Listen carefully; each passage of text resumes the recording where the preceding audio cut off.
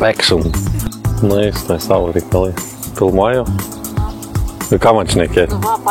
Nu ką, reikia papasakoti apie mūsų gyvūnijos pasaulį, ką mes čia laikom, kaip ir su daržovėm, taip ir su gyvuliais. Stengiamės, kad pasirinkti tokias veislės, kuriuom ten reikia mažai priežiūros ir jos galėtų augti taip natūraliai, kaip gamtoj, kad nereikėtų ten labai daug visokių vaistų, ten pašarų ir taip toliau. Tai šitos karvės tai yra seniausia veislė pasaulyje, pirmą užregistruota mėsinių galvijų.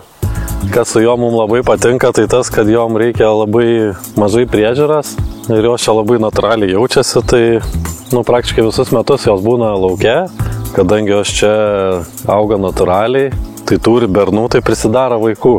Tai dabar tas pats vedimo sezonas prasidėjo, pabiručių pasipila, tai reikia biškį aplakstyti. Šiaip galėtum prie jų neiti, bet reikia sužymėti, uždėti numerius. Čia toks reikalavimas, tai turi per 3 dienas spėti juos pasigauti po vedimo, nes po 3 dienų tai jau nebepagausi. Tai kiti yra jau daugiau 3 dienų, tai bandėm prieiti, pabėga iš karto. Tai čia tas veislės pavadinimas yra Highlandai.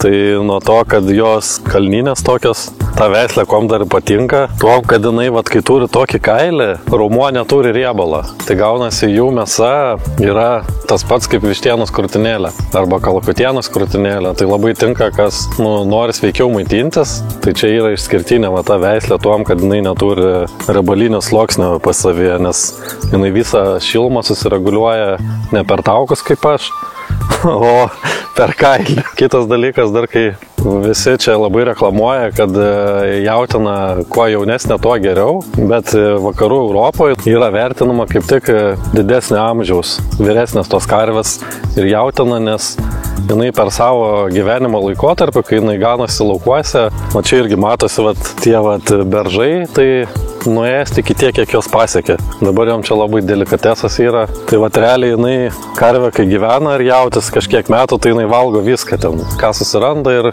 gaunasi ta mėsa prikaup įvairesnių medžiagų ir yra žymiai naudingesnė. Kam trūksta geležies, tai irgi visi rekomenduoja jautieną valgyti, bet tą jautieną irgi reikia valgyti ne bet kokią, o kuri ganosi ant žolės. Kai jinai tenai tvarte sėdėtų, tai ten nieko to nebūtų.